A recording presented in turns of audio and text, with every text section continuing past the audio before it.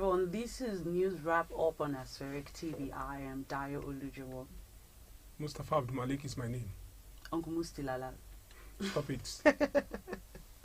It interests me so much doing that. I know you're Uncle Mustilala. Well, top Nollywood actress Mercy Aigbe has remarried after 4 years of separation from her former husband, Otuba Lanre Gentry.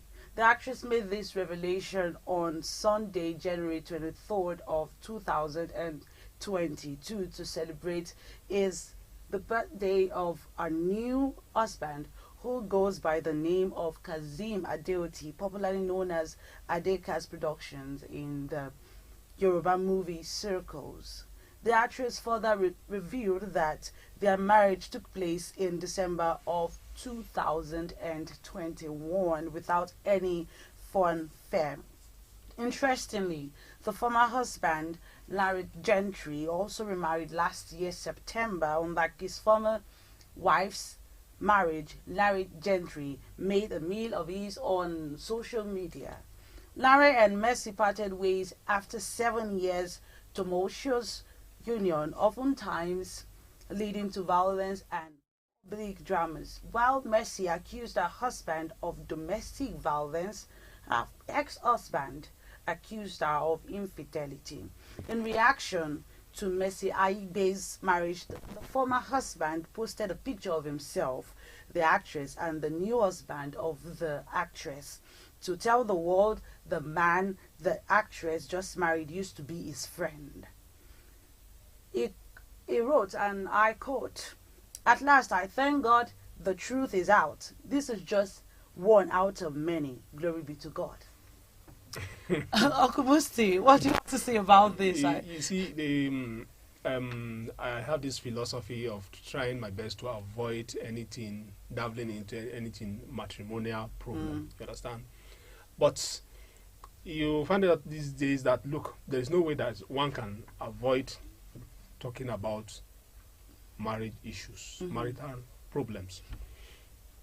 It's just unfortunate that, look, celebrities here in our own climb here are trying to copy from what the celebrities are doing in the Western world. You understand? Regarding failure, crashed in their marriages. You understand? So, but the estranged husband, that is the former husband, Mr. Aigbe, the guy is accusing her of infidelity, promiscuity, and like that. And she, on her own, she gave the excuse she gave is bordering on domestic violence. Well, nobody is between them to say, okay, this is the actual truth. But if you seek my view, I will tell you that, look, something went wrong. One, this is a celebrity. In most cases, you see them that they say their new lifestyle of status of celebrity will get into their head. Once it gets into their head, and a typical black man that is believing in supremacy of a man, head of a house, you understand? To me, if you ask me, that is where the problem will start from. To the point of trying to lord over her. You are my wife. You must do this. You must do that. And once she's not submissive to that level, you'll now discover that issue of suspicion will come into play. At least he has not caught her with any man to say, okay, on so date, I've caught you with a man. All he's now saying is that, look, because she married his close friend or his friend, he's now alleging that, oh, all along the truth is coming out. Probably while they were friends, there was nothing between his wife and his friend. But even no matter what, she was his wife, and he has moved on. Both of them, they went their separate ways, and he has moved on. At least he married before her. You understand? He married before her. She cannot remain single. So she's at liberty to... After 4 years. She is at liberty to marry whoever she like. So to me, if you ask me, I would say, okay, let the man be man enough.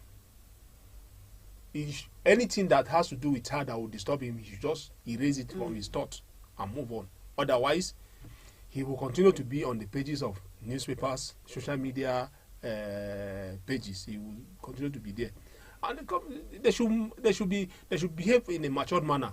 They should understand that, look, they have come of age and they have come of a status whereby others are looking onto them for voice, for direction. So that is the only thing that should put into consideration, not this coming out to wash their linen before the public to say, you are not sincere with me, you are engaging in infidelity here and there. Of course, he cannot give, apart from say she has married to his friend, he cannot give an evidence to show as a proof that his wife was engaging in infidelity. If you ask me to say, look, no, when they were married. When they were married. Yes, he accused her of infidelity. But has he been able to prove it? Well, according to what he just said, he said, thank God that the truth is finally coming out. That is not enough. That is not enough. You understand? He moved on. He got married since September last year.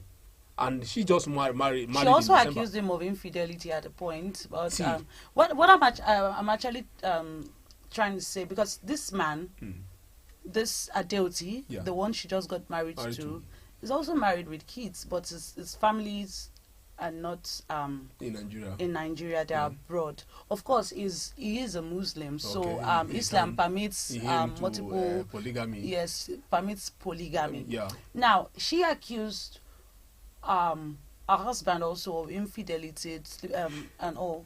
Now you left your husband because of infidelity. I'm not trying to blame her, but I'm trying to quote the comments from other people. You left your husband where she's the only wife. Yes. And now getting married to someone as a second wife. A second wife. You accuse your husband of infidelity. Now you're going into someone else's marriage. I think I saw one post on Facebook. Somebody wrote something that it was just a kind of a play to say nowadays girls, they are running away from marrying a broke guy. At the end of the day, they will end up becoming a single mama and becoming third wife, fourth wife, fifth wife to some other men. Who are they doing to? So when you relate that to this particular scenario now, but she's a celebrity, you understand? The guy himself, the current husband to himself, I think he's a producer also. Yes, yes. These are people that have already crossed that benchmark of livelihood. So all they are interested in is just in that glamorous lifestyle. So no longer that aspect of saying, okay, she's marrying a man with a wife like that. No, she can pay her bills. The man too can pay bills. So the aspect of being a second wife, that one shouldn't arise in this case. So, but like I said before, they should behave maturely. They are both, although they are celebrities, they catch cruise with some of these things. Understand? They catch cruise with controversies. People are dragging them, talking about them on social media. That is how, if you go to Google's search engine now, you will discover that since that moment that Mercy Aigbe is reported to have remarried, a lot of people will come to Google and search. So at times they catch cruise with all this. But something relating to marital issue is not something that someone will joke with. They should remember that they will come to a certain point whereby their children will live by the history. So that is something that they should put into consideration, not all this dragging here, infidelity here, infidelity that, like that. They should just move on. The guy has moved on, he has married, she has moved on. He should truly move on, because I don't think he has moved on. No, he has not. Because if he has not moved on, and if he's refusing to move on, that is when he will be living with pain. As a man, I'm talking like a man. When your ex, when you refuse to let your ex go, every time you will be going through her social media to check, she posts something, how many likes? At times, you even go through the likes, the number of persons that like and comments, who use emoji of love. You like to check. You understand? That is madness. A lot of men go do that. You understand? So let him just move on. She has married. Wish her well. Let her go. And everyone. But do you think it's really easy to just let go of her like that? Because she's got kids for him. is easy. You understand? This is the more reason that he's supposed to like move on because of what? For the sake of the children. What else do they want? That bond is eternity. The bond because of the children is eternity. They should move on. They should avoid all these controversies for the sake of the children. Like I've told you, because of the sake of the children, they should just move on. Let go all these controversies, people dragging them on the social media like this. There are better ways of catching crews, but not through this controversy. They should just move on. Move on. Well. Let's divert into football. Yeah. Austin Eguavoen has left. Hope I pronounced it well. Eguavoen. You are having problem with Edo name. So I really have issues with Edo names. Well, he has left his role as the interim coach of the Super Eagles after the team's outstar from the Africa Cup of Nations on Sunday. Well, after a perfect group stage outing, the team failed to defeat a conflicted Tunisia side to end Eguavoen's hopes of keeping the job on a permanent basis. Well, that's quite unfortunate. Eguavoen is not a new name. When it comes to Super Eagles, he was a player among the players in '94, and he performed very well. He had a history with Super Eagles, and then as a coach too, he had a history. Then his return, you understand? So just that his coming was like accident. His second coming was like as a coach was like accidental coach, because Gennett Raw tenure, due to his failure, I think one of these matches, I think is it Benin Republic or where, then Nigerians now saw it. There was outcry from everywhere about his performance. So, and NFF has to step in and said, okay, they terminated his appointment. He left, and when he left, it was a kind of very close to the AFCON. So they let Eguavoen to step in as an interim coach. Sadly, his first match, second and the third, the Super Eagles, they performed very well. But when we come to the knockout stage, in fact, their performance was something else. Did you watch the match yesterday? No, I didn't. I couldn't. No, it was horrible to me. Let me use that language. That's horrible. It's not the Super Eagles that outshine Egypt, outshine Sudan, and Guinea-Bissau. Coming to Tunisia, in fact, from the starting to the end, when they had the opportunity, they could not convert it. I did not see any team play among the players. So you understand, coming to the point of giving Alex Iwobi a red card, understand? So when at the time that we need a striker that will run, put on the run, Ahmed Musa was still on the bench. You understand? So the whole thing was like a mismanaged match on the part of the coach, because that coach is supposed to provide the technical strategy on winning a match. We didn't see that. So all we saw was thank God on his own, he now decided to say, okay, I'm going. Because whether he like it or not, at the end of the day, we know how Nigerians used to do their things. We know how our system here work. At the end of the day, they will now go to the open market and start scouting for a foreign coach, whereby they impose on him and disgrace him from the system. So it's better as he left on his own. So we wish him well. In a post-match press conference, Eguavoen said that he has decided to return to his role as the technical director of the NFF. Then he was asked about what will happen next, and he said, and I quote, "What happened next is that I am the interim coach and technical director of the NFF. I will go back to my position and allow the federation make a decision on the way forward." Well, attention will now turn to the World Cup playoffs, against Ghana fixed to match. Well, definitely, like he said, the NFF will decide. You understand?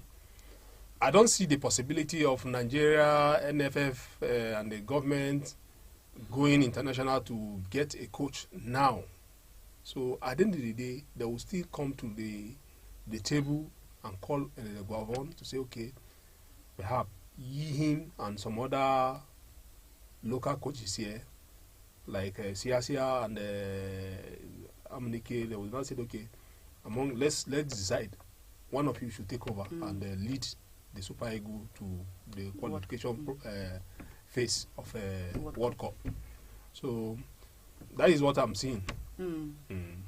But we should remind ourselves they shouldn't treat him bad. Understand? You remember he's a technical director in NFF already before he took over this interim coach job. So the NFF, they should pay him for the job he has done. He has done. They shouldn't compromise with the issue of dragging his payment. He should be paid. He should be paid the amount of money they have, the contractual agreement that they enter. They should pay him his money instead of dragging him here and there. You know, we have our system here of frustrating our own local people, our own local men. So they should pay him his money. That is it. Well, one middle-aged man, Olakunle Obaoye, he's 25 years old. He has committed suicide over some huge debt he couldn't pay. Well, the deceased was found dead on Monday inside a bush in Kwara. Well, according to reports, it was out of depression because he could not pay a huge sum of money, his house rent. It's just unfortunate the manner people take life. You understand? It shows that to me, I don't know, should I categorize it as a family failure, the value system, or what? Or that someone would just think about, he will just sit on his own. What kind of depression is that? When you want to commit suicide or you want to take your life, you think about, you have some loved ones. Sometimes it's not easy, you know. No. I know what I'm talking about. You understand? When you feel like taking your life, you should think about the people around you. If the young blood ties, if they don't value you or they don't respect you or they are not supportive, forget about them. There are some other persons not related to you by blood. Those ones, these are the kind of people that you not. What if those people around you, they don't value you? Even your family, aside your family, your friends. See, you don't even have friends. Let me tell you. So this. what are you going to do? There's an incident that happened to me. Sometimes in I think November 18, 2012, something happened in my business premises. It was on Sunday. I got a call that around 7 a.m. they called me that come to so place. That is my business premises. Say I should come. I said, what is the problem now? I don't operate on Sunday. Then I said I should come. So I refused to go. 10 minutes after, again, someone else that I know very close to me called me that I should come. And now said, okay, let me just go. And I went there. I saw an accident. A trailer from somewhere ran into my business premises and everything I had just went down like that. There is a young man I saw there. This young man, each time is just a boy, is about 11, 12. There is a primary school very close to me. He used to pass to my distance. At times he would just stop over. He would collect some little money from me. So do you know that when this thing happened, this boy alone, he was the one that I saw there trying to pull my things together. And this boy started crying. When he saw me, he started crying. And this boy is a dumb and deaf. This boy started crying. So tell me now, when you think at that particular point that my life saving, everything I had in life, that I invested it there. So I've lost everything. So but I saw this young man. He's the only one that is trying to pull my signboard, pull this one together and put them in order. But other people are just gathered, they are just watching. This boy saw me and he started crying. So you understand? So what am I saying? You now see that if you have cause to say, okay, I want to end my life, certainly there is something somewhere that's supposed to serve as a lesson to you. You know, when that spirit is like pushing people, they will ignore everything. If without you ignoring everything, you will discover that there is something that you must hold on to. No matter his condition, no matter the young man's condition, 25 years, he's just a young man. No matter his condition, if he cannot pay his house rent or debt here and there, when you meet people that are serious-minded business people, they will tell you that, look, my business, 50% of what I use invested in this business come from loan, from bank loan. The banks, they are going after me. Say they will shout at the bank like this. They will do. So it's not enough for somebody to just say you take your life. Unfortunately, this is not the first. Nothing in this world is enough. Nothing. Unfortunately, this is not the first time, and it will not be the last. You understand? The other time it was a young man at Aja. This thing is it Aja or this thing? He ran away from his house before you know he just jumped into the lagoon to take his life. For what? The other time, a medical doctor said he parked his car. You have a car. What condition what will push you into that? Some people will say because of woman. If your wife is cheating on you, must you kill yourself because of your wife? If your husband is cheating on you, must you end your life because your husband is a wayward man? No. There are a lot of ways of mechanism of solving problems. But when you continue to look at it, that it's only you, only me, why only me? I think it happens, no. Especially when we look so much on our problems. When you dwell on, when you lament too much on your problems, you know, this thing is face by face. You understand? Before it lead to suicide, somebody will slide into depression. I explained to my own situation to you just sometimes last week. You understand?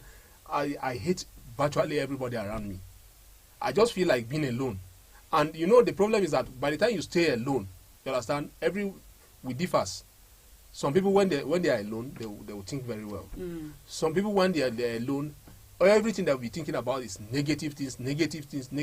It's you now, as a human being, assess yourself. What kind of human being are you? You understand? Some people will say, okay, once they are feeling somehow depressed, they will go to beer parlor to go and drink. When you drink, that is not a solution, because when you are tipsy, the moment that alcohol clear from your eyes, you go back to your problems again. So the only thing I've seen is that we shouldn't dwell too much on problems. Because when you are dwelling too much on problems, remember that you are better off than some other persons. He's talking about accident. Some people are sleeping on the street. You understand? Some people are graduates. Good result. They are sleeping on the street. Someone is sleeping in somebody's room, but that person is giving him that, say, look, I don't want to see you in this room again. Does it mean that he's not a human being again? Will he commit suicide? Some people have passed through that phase that you are passing through now, and they are better off today. So people should stop dwelling on their problem. Dwelling on problem is not a solution. You understand? Take life as it comes, a step at a time. You understand? There's this adage in the street that I will say, okay, if you think of taking your life, that somebody somewhere is standing and saying, I beg, if you want to kill yourself, give me that shirt where you wear first before you take your life. You understand? These are things to motivate us to live the life, and don't, on no account should anybody should think about suicide. It's not, even when it's getting. You know what it is? For somebody, it means you don't value your mother, you don't value your father, you don't value your relationship. You don't value life itself. You don't value life. The life that you are not the author of the life in you. You are not I'm a Muslim. According to our own version of to aspect of suicide. Once somebody takes his life, because there's no any reason for you to take your life, because you did not create yourself. So if you take your life, you're still going to be condemned. If you take your life, it's like piling cement on your chest in your grave. Pile them so that it will become more heavier on you. So there's no any reason for anybody to take his life. There are people that, whether they don't value you, whether they don't love you, forget about them.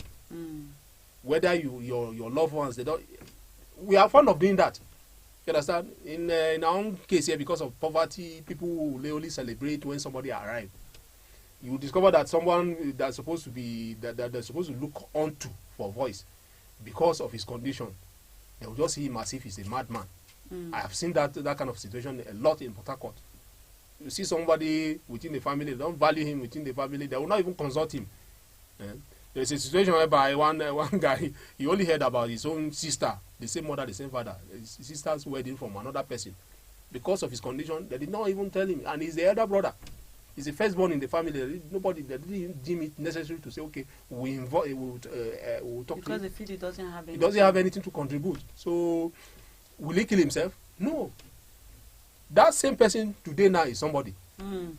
So that's about suicide. That young man that took his life, that is, he has committed a serious offense. Yeah. Don't dwell on your problem. Learn how to rise up whenever you're down. Even if the strength, someone trust in God. One of my psychologist teacher told me something that, look, that life is like a pyramid. It's like an analog, where up, down, up, down, up, down. If your own is down all through, something is wrong. If your own is up all through, something is wrong. It must be go down. At times it will be good. At times it will be. That is life. After all, life. People say life is not balanced. Yes, life is actually balanced. So life is actually balanced because it has its sides. Yes, it's actually balanced. The bad parts, no, we have the good parts. Life is not balanced. I'm talking about Nigerian palace here. That our own common. The life is not balanced. I'm not talking about that. No, I know you are referring to that. Our own here that we're talking about life is not balanced is when somebody is enjoying, another person is not enjoying. You understand? That person will now refer. Life no balance. So do not dwell on your problems. Do not dwell on your problems, and let us have self-control. Sometimes that spirit comes to you see, the thing is that push self-control and trust in God. Well, see, like the year is still fresh. You understand? Just like organization will now sit back and say, okay, we hold our board meeting. They will review the activities